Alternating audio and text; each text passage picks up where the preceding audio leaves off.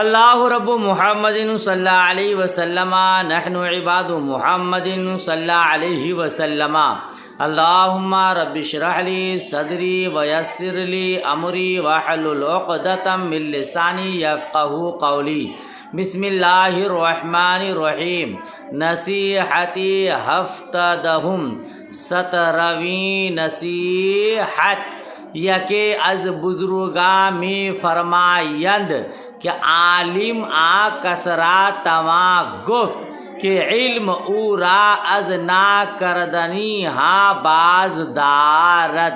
بزرگوں میں سے ایک نے فرمایا، یا کہ از بزرگاں میں فرمایا، بزرگوں میں سے ایک بزرگ فرماتے ہیں کہ عالم اس شخص کو کہہ سکتے ہیں کہ علم اس کو، یا جس کا علم اس کو ہے نا ایسی باتوں سے روکے جو کہنے کے لائق نہیں ہے۔ بزرگوں میں سے ایک بزرگ فرماتے ہیں عالم اس شخص کو کہا جا سکتا ہے یا کہہ سکتے ہیں کہ جس کا علم اس کو نامناسب باتوں سے روکے رکھے۔ بلا شبہ عالم ہے لیکن غیر مناسب بات کرتا ہے، جو بات کہنے جیسی نہیں، لائق نہیں، اس بات کو کہتا ہے تو پھر وہ عالم نہیں ہے۔ عالم اسی کو کہہ سکتے ہیں جو غیر مناسب باتوں سے رک جائے، اس کا علم اس کو غیر مناسب باتوں سے روکے رکھے۔ سمجھ شریف میں بات آئی۔ نصیحت ہجدہم 18ویں نصیحت سقراط گوید بدنے کے از اخلاط فاسد پاک نیست۔ سقراط گوید بدنے کے از اخلاط فاسد پاک نیست۔ یونان کا ایک مشہور حکیم ہے جس کا نام سقراط ہے، اور ایک حکیم کا نام ہے بقراط۔ تو یہ سقراط حکیم ہے۔ سقراط حکیم نے کہا، سقراط گوید، سقراط کہتے ہیں بدنے کے، جو بدن کے فاسد چیزوں کے اخلاط سے پاک نہیں ہے۔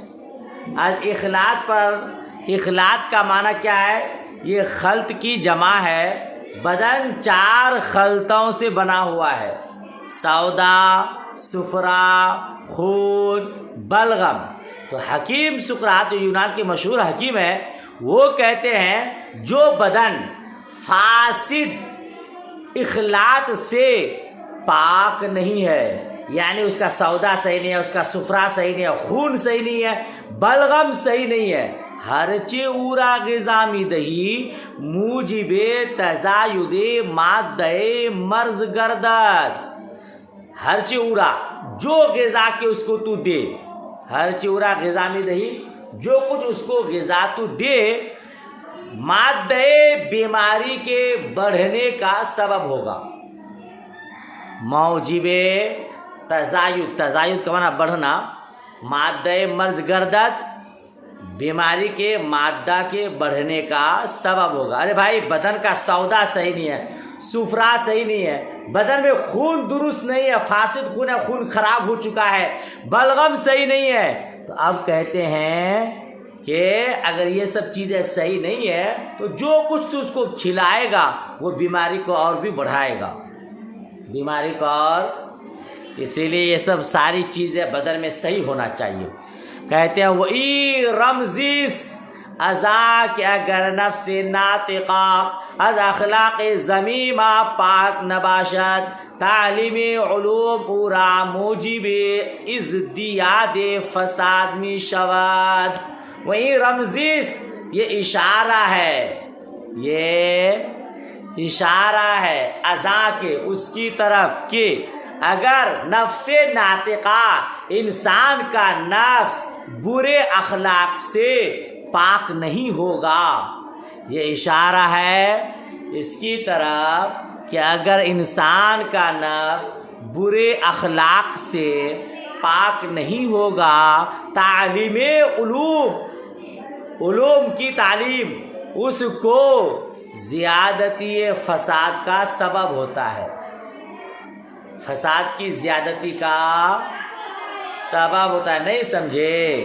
اگر انسان کے بدن میں خون صحیح نہیں ہے تو جو آپ غذا دیں گے وہ بیماری کو اور بڑھائے گا۔ اگر انسان کا نفس صحیح نہیں ہے تو جیسی بھی آپ اس کو تعلیم دے دیں، علم دے دیں، وہ علم اس کو راہ راست پہ نہیں لائے گا بلکہ اور فساد کو بڑھائے گا۔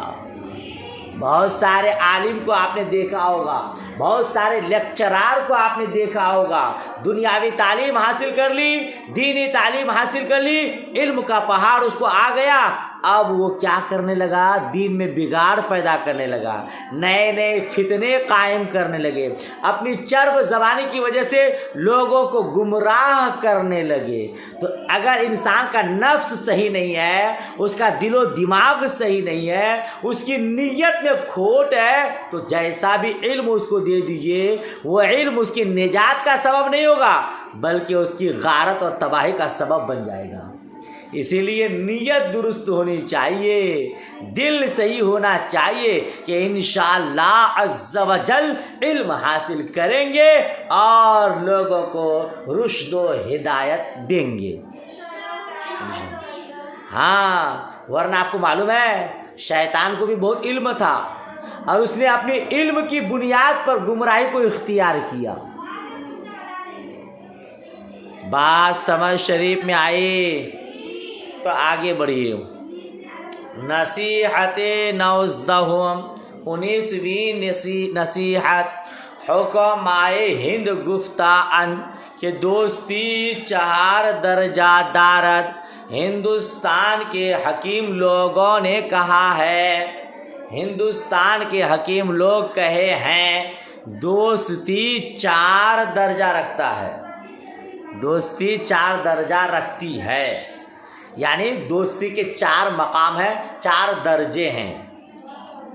درجہ اول، آنکھ بخانہ دوست بھی روت و دوسرا بخانہ خود بیارت، ہر گاہ عام مرتبہ دست دہت، 4 دوستی حاصل شود۔ پہلا درجہ کیا ہے کہ وہ دوست کے گھر جائے، آنکھ بخانہ دوست بھی روت، وہ جو اپنے دوست کے گھر جائے اور دوست کو اپنے گھر لائے، خود دوست کے گھر جائے، دوست کو اپنے گھر لائے، ہر گاہ عام مرتبہ دست دہت، جو جب کبھی یہ مرتبہ دے گا 4تھی دوستی حاصل ہوگی۔